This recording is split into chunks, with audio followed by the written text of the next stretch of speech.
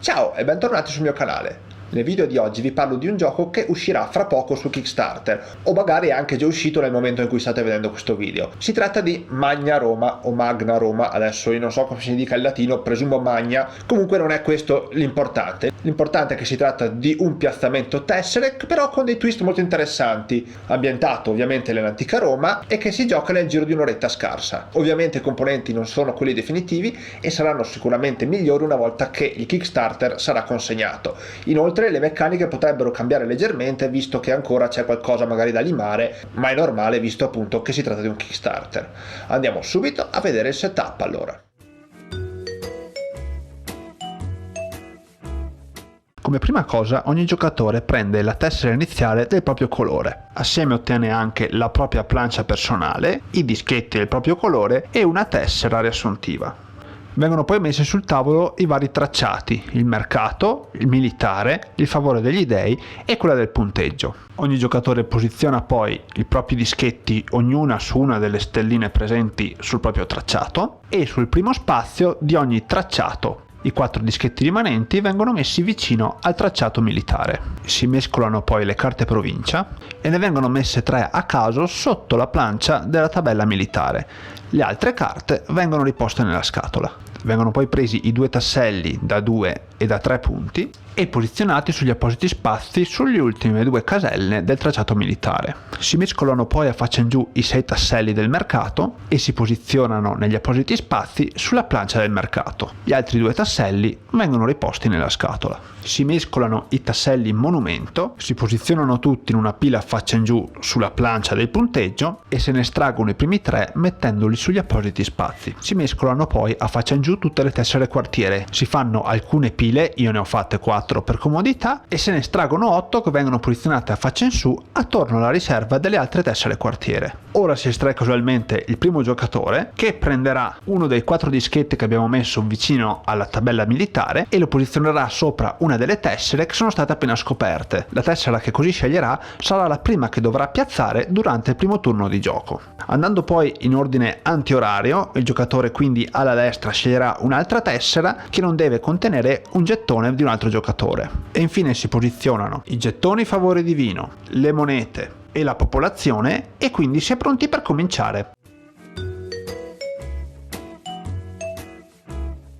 Lo scopo del gioco è quello di acquisire le varie tessere quartiere e posizionarle nella nostra città per ampliarla in modo da formare un quadrato da 5x5 tessere e così facendo combaciare i vari simboli sui lati delle tessere e riuscendo così a guadagnare monete, popolazione, punteggio, aumentare il prestigio davanti agli occhi degli dei, aumentare la potenza militare e far prosperare il mercato. Durante la partita abbiamo anche l'occasione di costruire diversi monumenti nella nostra città e inviare le nostre forze militari per conquistare le province e guadagnare punti extra a fine partita.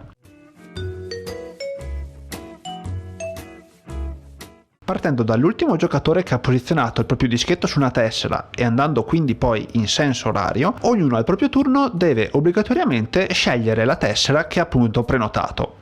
Il giocatore quindi prende la tessera prenotata e la posiziona adiacente in maniera orizzontale o verticale alle tessere che sono già presenti nella propria città. L'unico altro vincolo al piazzamento è che non si può sforare la misura di 5x5. Se però il giocatore riesce a far combaciare i simboli presenti sui lati, si ottengono dei benefici. Oltre al tipo di simbolo che si va a formare, si controlla anche se le 2 tessere che formano il simbolo sono dello stesso tipo, ovvero hanno i tetti dello stesso colore. Se otteniamo quindi l'esagono utilizzando 2 tessere con tetti di colore diverso, si avanza di 1 il proprio dischetto sul tracciato del mercato. Se però, come in questo caso, si forma un esagono e i tetti sono dello stesso colore, il nostro dischetto avanzerà di 2. Ogni volta che il nostro dischetto avanza sulla plancia del mercato e si ferma su uno spazio su cui sopra è presente una di queste tessere, si può decidere di fare lo scambio indicato. In questo caso, uno di forza militare per 2 monete. Ovviamente bisogna possedere le risorse che si vogliono scambiare. Quando si uniscono 2 tessere con tetti di colore diverso e il simbolo che esce è un quadrato, semplicemente si guadagna un punto punto sul tracciato del punteggio. Se invece il quadrato esce con due tessere dello stesso colore, i punti che si ottengono sono 3. Se due tessere di colore differente combaciando formano una moneta, il giocatore di turno appunto ottiene una moneta che mette vicino alla propria plancia.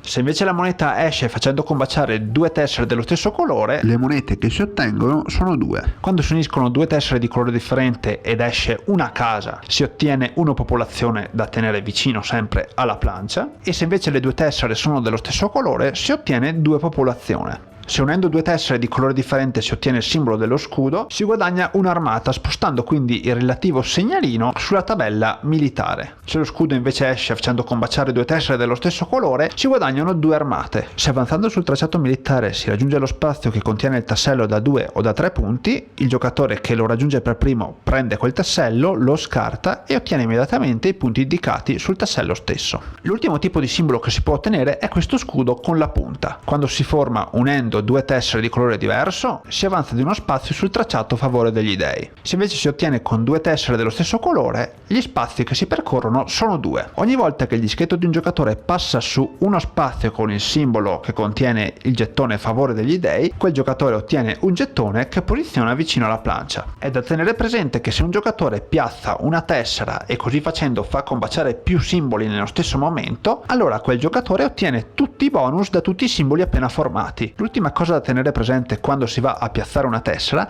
è che se la tessera che si va a piazzare contiene delle stelle, indipendentemente dal numero di simboli che si vanno a formare, il giocatore farà avanzare il gettone del colore del tetto della tessera di un numero di spazi pari al numero di stelle presenti sulla tessera stessa, in questo caso appunto 1 sul viola. Se così facendo il gettone riesce almeno a raggiungere uno spazio che contiene un'icona, il giocatore ottiene il bonus indicato. Da notare che per ottenere questi bonus bisogna che entrambi i gettoni abbiano superato la casella indicata. Dopo aver piazzato la tessera e aver ottenuto eventuali bonus, il giocatore di turno può fare una di queste 3 azioni opzionali: acquistare e costruire un monumento, inviare delle armate a conquistare una provincia o benedire una tessera quartiere. Per poter acquistare un edificio ci sono 2 requisiti. Innanzitutto bisogna poter pagare quanto indicato sotto l'edificio stesso, rimettendo nella riserva un tale ammontare di monete. La seconda condizione è di poterlo piazzare sulla nostra città. Gli edifici vengono sempre piazzati sulla connessione di 4 tessere presenti. Non è possibile quindi piazzare un edificio se mancano sotto delle tessere. Non è mai possibile inoltre piazzare un edificio in modo che vada a coprire una parte della tessera iniziale, quindi qui non può essere messo. Il nostro edificio ad esempio può essere messo tranquillamente qui. Sul tracciato degli edifici vengono fatti slittare a sinistra e ne verrà estratto uno nuovo che verrà piazzato sullo spazio che contiene le 3 monete. Se poi in un secondo momento vorremmo costruire un altro edificio, bisogna tenere anche presente che ogni tessera può ospitare al massimo un edificio, quindi qui non potrà essere piazzato perché appunto su questa tessera e questa c'è già un edificio. Tutti gli edifici hanno un requisito di popolazione. Per poter fornire punti a fine partita, oltre che essere piazzati nel posto giusto, bisogna che l'edificio abbia all'interno un tale numero di popolazione. La popolazione può essere messa in qualsiasi momento durante il proprio turno, piazzandola proprio sull'edificio, e possono anche essere spostati nel corso della partita se decidiamo di cambiare i nostri piani. Il secondo tipo di azione opzionale è spendere armate per poter conquistare le province. Il giocatore nero quindi, spendendo ad esempio 2 punti armata, può prendere uno dei propri gettoni e andare a coprire uno dei 3 slot sulle province che corrisponde al numero di armate spese. A fine partita guadagnerà i punti indicati moltiplicati per il numero delle volte che la carta provincia sarà soddisfatta e guadagnerà immediatamente delle risorse in base a quanto indicato sullo slot occupato. Uno stesso giocatore non può conquistare 2 volte la stessa provincia e una volta che uno slot è occupato, altri giocatori non possono piazzarvi il proprio segnalino. L'ultima azione opzionale che un giocatore può scegliere è benedire una tessera quartiere. Prende quindi uno dei propri gettoni in favore degli dei e lo piazza su una delle tessere quartiere. Il giocatore quindi riguadagnerà i benefici che ha ottenuto quando ha piazzato la tessera per quanto riguarda la creazione dei simboli come se l'avesse appena piazzata. Non guadagnerà però nuovamente il bonus dato dalla stella. Dopo che anche l'azione opzionale è stata fatta o non fatta, il giocatore di turno deve scegliere un nuovo tassello. Prende quindi il proprio gettone e lo sposta a destra o a sinistra di al massimo 2 spazi. Vi piazza quindi il proprio gettone e questa sarà la tessera che otterrà all'inizio del prossimo turno. Non può essere ovviamente scelto un tassello su cui è già presente il segnalino di un altro giocatore, però i tasselli che contengono i segnalini di altro giocatore vengono saltati in questa fase, per cui possiamo fare 1, 2 e scegliere questo. Una volta effettuata la scelta, il giocatore prende una nuova tessera che va a sostituire quella appena utilizzata. Infine la mano passa al giocatore successivo. Quando ogni giocatore avrà costruito una città composta da 25 tessere, quindi 24 turni ciascuno, la partita si conclude e si passa al conteggio dei punti. Innanzitutto si conta il valore della plancia mercato. Si moltiplica il valore indicato sotto la casella su cui si trova il proprio segnalino per il valore presente sotto il segnalino più indietro sulla propria plancia. In questo caso quindi 4. Attenzione, perché se si è troppo indietro sulla tabella del mercato si possono fare 0 punti o addirittura punti negativi. Ogni giocatore poi ottiene punti in base al numero di gettoni a favore degli dei che non sono stati utilizzati. La plancia a favore degli dei indica quanti punti vale ogni gettone in base a dove si trova il proprio gettone. In questo caso quindi 3 punti ognuno sono 6 punti. Si guardano poi i monumenti costruiti. Ogni monumento che ha su di sé la necessaria popolazione fornisce i punti in base a quanto indicato. Ad esempio questo monumento fornisce 3 punti per ogni icona maschera presente sulle tessere quartiere sotto di sé per un totale di 9 punti.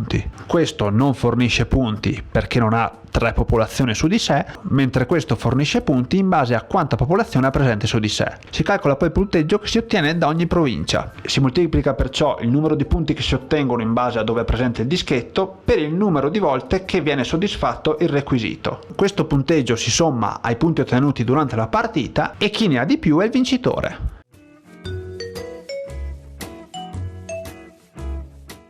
Come avete visto, il gioco è un family abbastanza semplice nelle regole, ma che ha dei twist abbastanza interessanti. A me è piaciuto moltissimo il fatto che facendo combaciare le varie tessere si formano diverse forme e che ogni forma ti fa guadagnare qualcosa. Inoltre i punteggi si possono fare in maniera diversa, le strategie anche sono svariate, eppure la rigiocabilità alta ha dato il numero delle tessere, il numero delle province e diversi monumenti che si trovano nel gioco. Come al solito vi ringrazio per avermi visto fino a qui. Se avete dubbi o domande, commenti, sempre qualsiasi cosa, basta che mi scrivete e vedrò di rispondervi il prima possibile. Ora vi saluto e vi auguro come al solito buon gioco, ciao!